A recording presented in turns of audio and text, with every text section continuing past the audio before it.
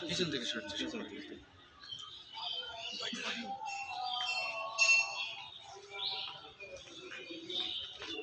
৭৬তম প্রজাতন্ত্র দিবস উদযাপন হবে। সমস্ত ছেলেরা বিশ্রাম।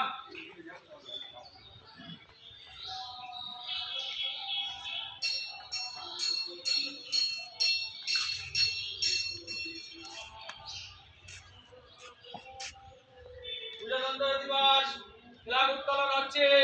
সাবধান। আপনি স্লোগান দেন।